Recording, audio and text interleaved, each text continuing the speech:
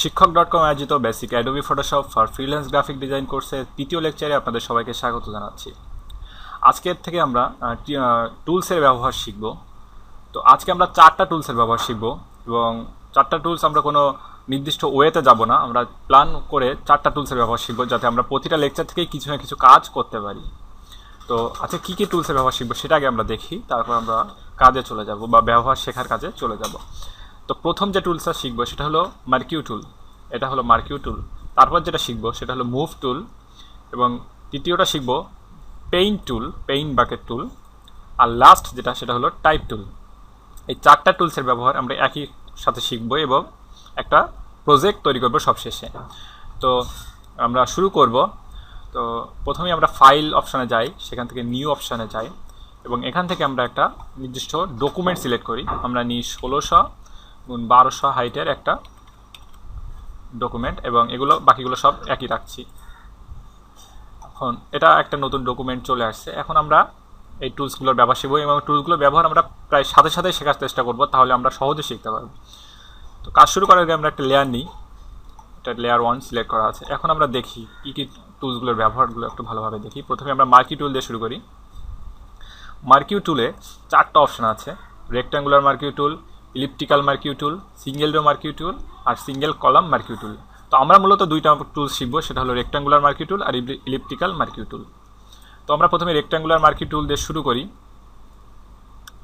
যদি আমি এভাবে একটা এরিয়া থেকে মাউস ড্র্যাগ করে টানি, দেখতে পাচ্ছেন এখানে ডট ডট দিয়ে অনেক একটা এরিয়া সিলেক্ট হয়ে গেছে, অর্থাৎ এই সাদা ডকুমেন্টের ভিতরে এই এরিয়াটুকু সিলেক্ট হয়ে গেছে। যদিও এই ব্যাকগ্রাউন্ডটা নীল, অর্থাৎ কিছুই নাই, অর্থাৎ লেয়ার 1-এর ব্যাকগ্রাউন্ডটা কিছুই নাই, সো এখানে কিছুই কাজ করবে না। দেখেন আমি যদি মুভ টুলটা এখানে রাখি, মুভ টুলটা সিলেক্ট করে নাড়াই, তাহলে দেখা যাচ্ছে could not move the selection because the selected area is empty. যেটা বললাম যে এই এরিয়ার ভিতরে কিছু নাই, তাই মুভ টুলটা কাজ করছে না। তো এটা হলো আমি একটা রেক্ট্যাঙ্গুলার মার্কিউ টুলের করলাম, রেক্ট্যাঙ্গুলার মার্কিউ টুল দিয়ে এরিয়াটা সিলেক্ট করলাম। এখন আপনি যদি মনে করেন যে হাইট এবং উইথটা সমান রাখবেন, অর্থাৎ একই হাইট এবং একই উইথের একটা এরিয়া সিলেক্ট করবেন, তাহলে শিফট চেপে ধরে টান দিবেন। দেখেন এখানে কিন্তু ডান পাশে দেখেন মাউসের অ্যারোর উইথ এবং হাইট দেখাচ্ছে, সবগুলো কিন্তু সমান। তো এখানে এটা হলো একটা নির্দিষ্ট বর্গ আকৃতির, অর্থাৎ সব সমান হবে। মাউস শিফট ছেড়ে দিলেই এটা আবার ইচ্ছা মতো এরিয়া নিতে থাকবে। তো এটা হলো রেক্ট্যাঙ্গুলার মার্কিউ টুলের ব্যবহার। আর দ্বিতীয় যেটা আছে সেটা হলো ইলিপ্টিক্যাল মার্কিউ টুল। এটা হলো রাউন্ড, অর্থাৎ এই যে এরকম একটা শেপ তৈরি করবে, ইচ্ছা মতো আপনি শেপ নিতে পারবেন। এবার যদি আপনি এখানে শিফট চেপে ধরেন, তাহলে কিন্তু একটা নির্দিষ্ট এরিয়াই নিতে থাকবে, অর্থাৎ হাইট এবং উইথ সমান থাকবে। তো এটা হলো নর্মাল ব্যবহারটা। এবার আমরা দেখি যে এতে আরও কী কী অপশান আছে। সো মার্কিউ টুলে আসলে 4টা অপশান আছে। এখানে দেখেন ওপরে এই জায়গাটায় 4টা অপশান দেওয়া আছে। প্রথমটা হলো নর্মাল নিউ সিলেকশন, দ্বিতীয়টা হলো অ্যাড টু সিলেকশন, তৃতীয়টা হলো সাবস্ট্রাক্ট ফ্রম সিলেকশন আর তৃতীয়টা হলো ইন্টারসেক্ট উইথ সিলেকশন। তো আমরা প্রথমে অ্যাড টু সিলেকশনটা দেখি আসলে কী জিনিস। এখানে যদি আমি একটা এরিয়া নিই, এবার যদি আমি মনে করি যে এইখান থেকে আমার এরিয়াটুকু এই অপশানটুকু বাড়বে, এই অপশানটুকু জাস্ট আমরা আরেকটু বাড়াই দিব, জাস্ট কোনাকুনি বাড়াই দিব। তো এটা দেখেন এই এরিয়াটুকু কিন্তু বেড়ে গেছে। যদি আমি মনে করি না আর একটু এখানে বাড়ানো দরকার, তাহলে এখানে আরেকটু দিলাম, এটা আরেকটুকু বেড়ে গেছে। এভাবে একটা এরিয়া সিলেক্ট করা সম্ভব। এবার আমরা দেখি যে সাবস্ট্রাক্ট ফ্রম সিলেকশনটা কি। এটা যদি আমি সিলেক্ট করি এবং আমি মনে করি যে না আমার এইখানে হয়ে গেছে, এটা আমি বাদ দিব, এটা বাদ হয়ে গেছে। এভাবে যদি আমি মনে করি যে না এটা তলার অপশানটুকু আমি বাদ দিব, তো এখানেও বাদ হয়ে গেছে। তো এভাবে আমি সিলেকশনটুকু আবার কেটে ফেলতে পারি। আর ইন্টারসেক্ট উইথ সিলেকশনটা সেটা হলো আপনি যদি এই এরিয়াটুকু সিলেক্ট করেন, তাহলে সেই এরিয়াটুকুই নিবে, বাকিটুকু সব কেটে চলে যাবে। এই যে দেখেন আমি যদি আবার দিই, আবার চলে গেছে। আমি যদি আবার দিই, ওই এরিয়াটুকুই, এর ভিতরের এরিয়াটুকুই শুধু নিবে, আর সবগুলো কেটে চলে যাবে। তো এটা হলো এই মার্কিউ টুলের 4টা ব্যবহার। আপনি যদি ইলিপ্টিক্যাল টুল ইউজ করেন তো সেম ব্যবহারই পাবেন এখানে। তো এখন আমরা একটু অ্যাডভান্স কাজে যাই। তো আমরা প্রথমে রেক্ট্যাঙ্গুলার মার্কিউ টুল দিয়ে একটা এরিয়া নিই, ধরেন আমরা এটা নিলাম। এবার আমি পেইন্ট বাকেট টুলের ব্যবহারটা একটু দেখি। এখানে অনেকের গ্রেডিয়েন্ট টুল থাকতে পারে, এখানে এভাবে থাকতে পারে। আপনি জাস্ট একটু বাটন ক্লিক করে ধরে রাখবেন মাউসটার, তাহলে দেখবেন এখানে 3টা অপশান চলে আসবে। পেইন্ট বাকেট টুলটা সিলেক্ট করবেন। এবার আমরা লেয়ার 1 একটা লেয়ার নিয়েছি, এখানে কালার আমরা ইচ্ছে হলে চেঞ্জ করে দিতে পারি। আমি কালারটা নিলাম একটু রেড টাইপ। এবার আমি যদি এই সিলেকশনের ভিতরে ক্লিক করি তাহলে একটা কালার চলে আসবে। কন্ট্রোল ডি দিয়ে আমরা ডিসিলেক্ট করতে পারি। এখন আমরা মুভ টুলটার ব্যবহারটা একটু দেখি। এটা দেখেন, গত পর্বে আমরা একটু দেখিয়েছিলাম, এই পর্বে আমরা বিস্তারিত দেখব। তো এটা হলো মুভ টুল, আমরা মুভ করতে পারছি এই লেয়ার 1টাকে আমরা মুভ করতে পারছি। এখন আমরা লেয়ার 2 নিই। এখন যদি আমি আবার একটা সিলেকশন নিই, এবার আমরা ইলিপ্টিক্যাল মার্কিউ টুল নিই। তো আমরা এখানে নিলাম, আমরা শিফট চেপে ধরে নিই তাহলে একটা হবে, নিলাম। এবার আমি পেইন্ট বাকেট টুল সিলেক্ট করলাম, এটা আমি নিলাম একটু ব্লুইশ কালার। এবার আমি এটাকে সিলেক্ট করি, দেখা যাচ্ছে। এবার কন্ট্রোল ডি চেপে এটা করে দিলাম। সো এটা দেখা গেল আর একটা লেয়ার তৈরি হলো, এবং লেয়ার 1 লেয়ার 2 দুটো হলো। আমি দুটার নাম আলাদা আলাদা চেঞ্জ করি। সো এটার নাম দিলাম রেড, এটার উপর ডাবল ক্লিক করে এটার নাম দিলাম ব্লু। তো এখন আমি মনে করতেছি যে আমার ব্লুটা আমার ভালো লাগতেছে না, ব্লুটা আমার চোখে লাগতেছে, আমি ব্লুটা অফ করে দিব, দিয়ে আর একটা নতুন টুল নিব। আমি এইখানে যে দেখতে পাচ্ছেন চোখের মতো 3টা অপশন আছে। চোখ বন্ধ করলে আমরা কিছুই দেখি না, আবার চোখ খুললে সবই দেখি। তো লেয়ারও ঠিক সেরকম অবস্থা, যে লেয়ার যদি চোখ খোলা থাকে তাহলে সব দেখতে পাই, লেয়ার যদি চোখ বন্ধ থাকে তা কিছুই দেখতে পাই না। তো আমরা লেয়ারের চোখটা যদি অফ করে দিই তো সেই লেয়ারটা দেখা যাবে না। আমি যদি রেডের চোখটা অফ করে দিই তো রেডটাও অফ হয়ে যাবে। তো এটা হলো সিস্টেম। তো আমরা ব্লুটা অফ করে দিলাম, দিয়ে আমি আর একটা লেয়ার নিই। আমি ধরেন এখানে নিলাম একটা লেয়ার।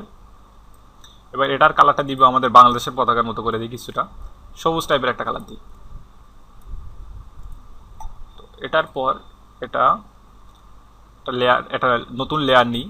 এখানে দেখেন একটা নতুন লেয়ার নিই, এটা নিলাম। এবার সিলেক্ট করলাম। এবার আমি কন্ট্রোল ডি চাপলাম, এটার নাম দিলাম গ্রিন, সরি গ্রিন। এখন আমি মুভ টুলটা ধরি এবং আমি যদি নাড়াইতে থাকি তা দেখা যাবে শুধু গ্রিনটা নড়তেছে, কারণ হলো গ্রিন লেয়ারটাই শুধু সিলেক্টেড অবস্থায় আছে।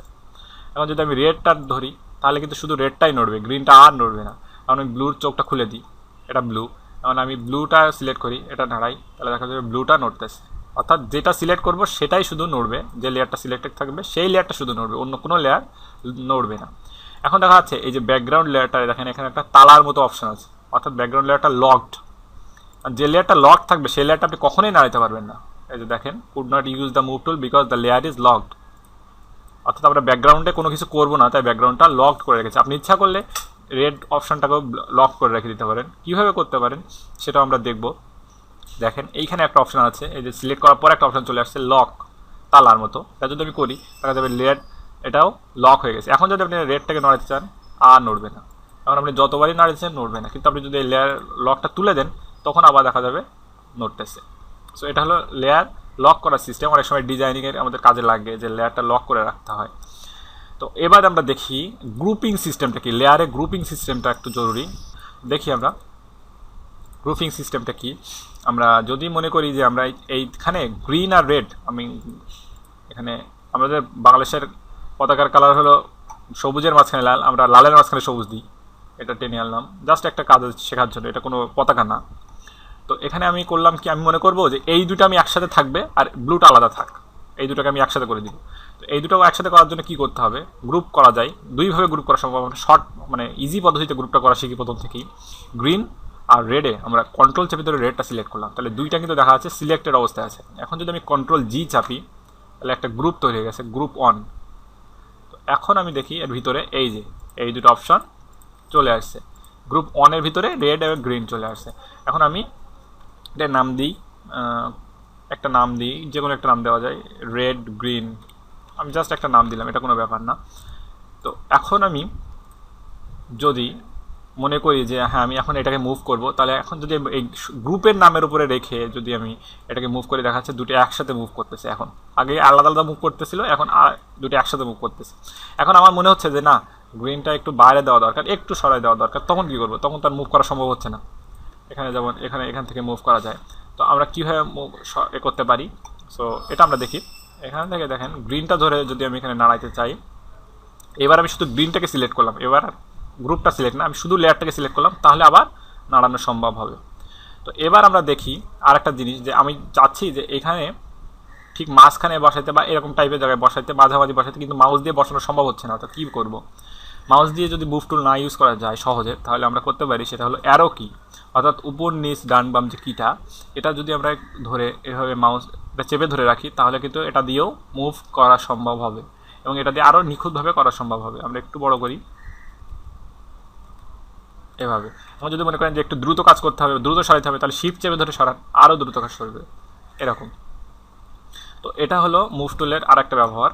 তো আমরা দেখলাম যে লেয়ার কীভাবে কাজ করতেছে। এখন আপনি যদি মনে করেন যে এই পতাকার এইটাই পুরোটাই অফ করে দিবেন, মানে পুরোটাই আর দেখা যাবে না, সরাই দিবেন, আমার এখন লাগতেছে না, এটা চোখটা বন্ধ করে দিবেন, চলে যাবে।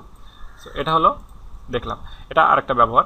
সো আমরা এখন ব্লুটাকে মাঝখানে আনলাম, এভাবে মুভ টুল দিয়ে সরানো এখানে সম্ভব।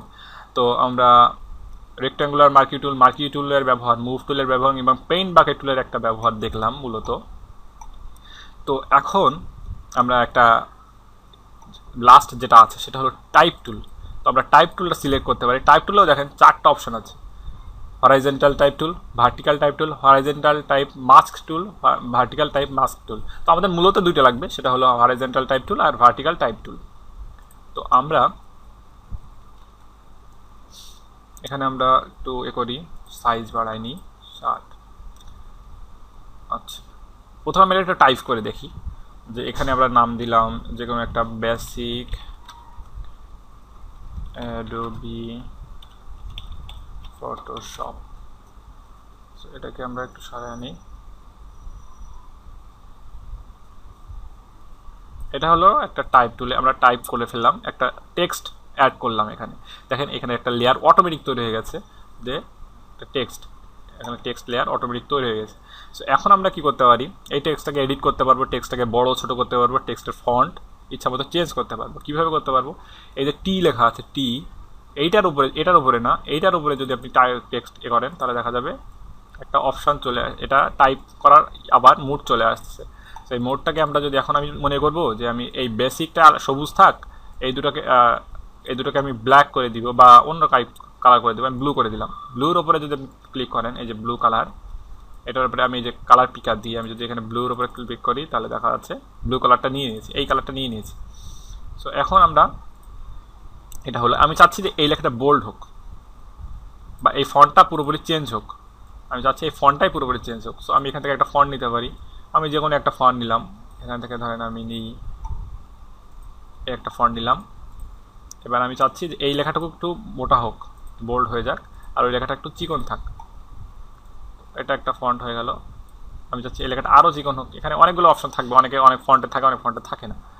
সো এটা থাকতে পারে, আমি এক নিলাম জাস্ট দেখানোর জন্য করতেছি। এখন আমি মুভ টুল দিয়ে এটাকে একটু ঠিক করে দিলাম। সো এটা হলো।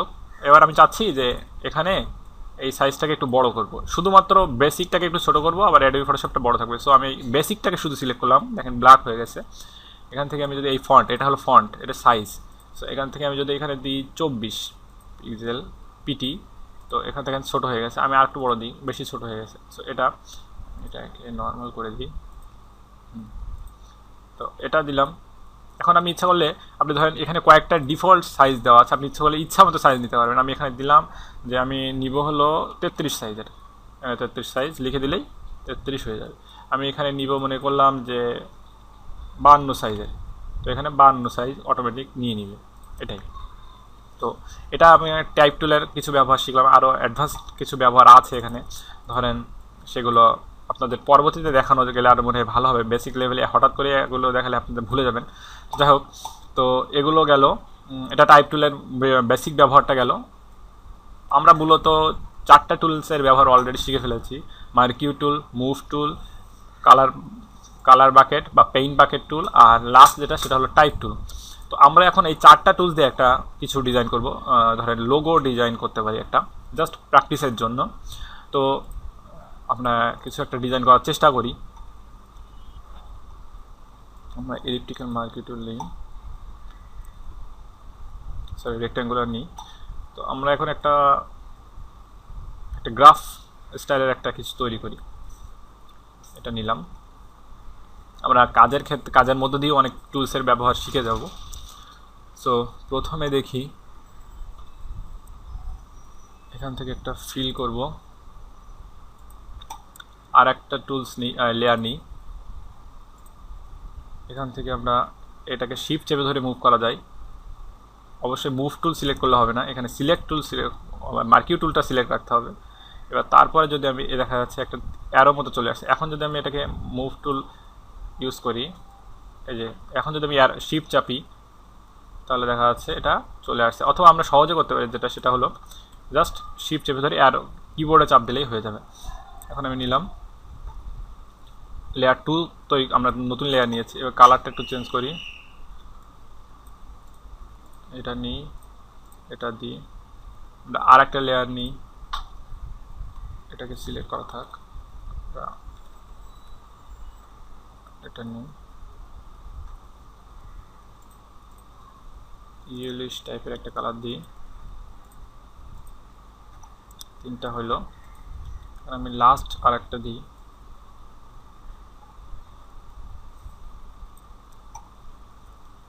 আরেকটা লেয়ার নিই,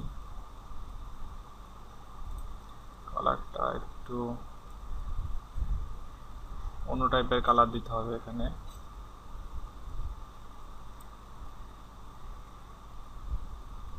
যে কোনো কালার দেওয়া যাক। এখান থেকে আমাদের এবার আমি কন্ট্রোল ডি চাপি, সব কিছু হয়ে গেছে। এবার আমরা চাচ্ছি যে এই চারটাকে একসাথে করব, তবে তার একটু সাজিয়ে নিই। এখানে মুভ টুল দিয়ে এটাকে তলারটাকে একটু সুন্দর করে নিলাম।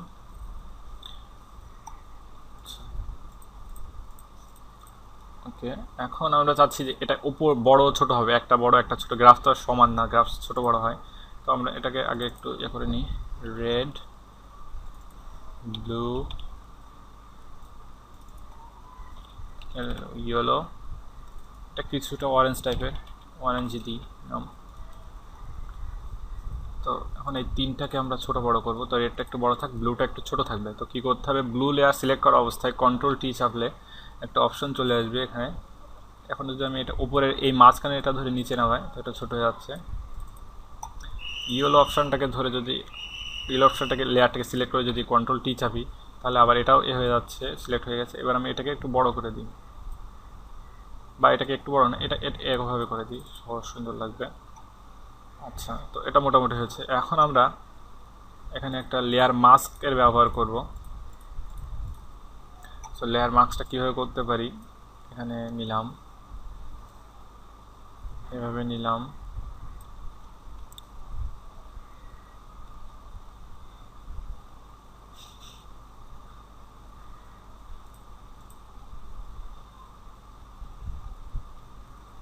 তার আগে আমরা এখানে একটা গ্রুপ তৈরি করে ফেলি। এটাকে কন্ট্রোল জি চেপে একটা গ্রুপ করি, টপ বলে একটা গ্রুপ দিই। এখন এটা সিলেক্ট করার অবস্থা আসছে। এখন আমরা একটা লেয়ার ওয়ান, এটা একটা মাস্ক তৈরি করব। তো মাস্ক তৈরি করার আগে এখানে কালারটা ব্ল্যাক করে দিই, পেইন্ট বাকেট দিয়ে ফিল করি। এবার আমরা এই লেয়ারটাকে মাস্ক তৈরি করব, ক্রিয়েট ক্লিপিং মাস্ক। দেখা যাচ্ছে সব কিছু এরিয়া চলে গেছে, বাট ওইটুকুই শুধু থেকে গেছে। তো এখন আমরা এই লেয়ার ওয়ান, এটা একটা মাস্ক, আমরা এটাকে নাম দিই মাস্ক।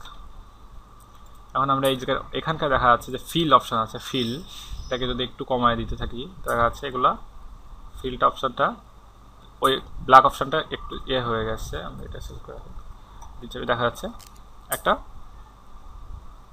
লাইট মতো পড়েছে, অর্থাৎ একটু ডার্ক এবং এর লাইট অপশানটা ক্রিয়েট হয়েছে এখানে। তো এখন আমরা এখান থেকে টোটালটাকে একটা কাজ করতে পারি, টোটালটাকে একটা গ্রুপ করতে পারি, সেটা হলো লোগো আইকন টাইপ নাম দিয়ে দিতে পারি। এখন এটা পুরোটাই সিলেক্টেড অবস্থা আছে। এখন আমরা মুভ টুল দিয়ে এটাকে সরাইতে পারি, এটা দিলাম, পুরো 100% করে দিই। এবার আমরা টাইপ টুলের ব্যবহারটা দেখব। এখানে আমরা দিলাম, এখানে ধরেন আমরা নাম দিলাম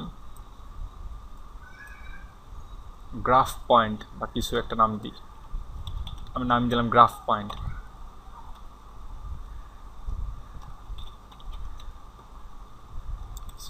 পয়েন্ট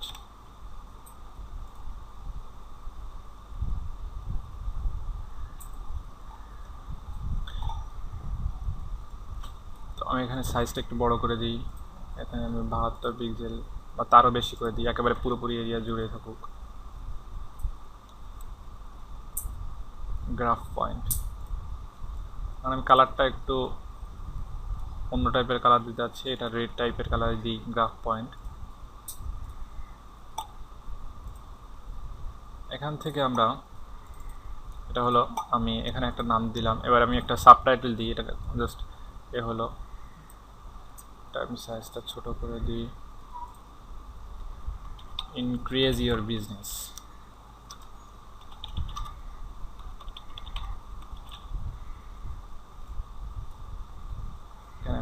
এখানে আমি সম্পূর্ণ নিজের ইচ্ছা মতো লিখতেছি, এটা কোনো আসলে কোনো লোগো না, মানে কোনো কোম্পানির লোগো না।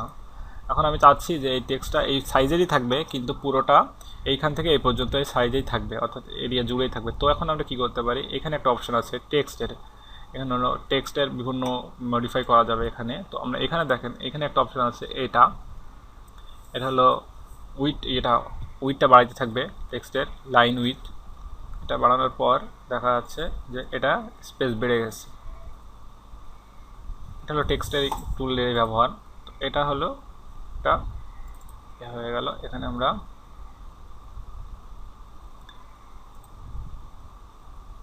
না, এটা এখানেই থাকুক, কালারটা একটু চেঞ্জ করি, একটু করি।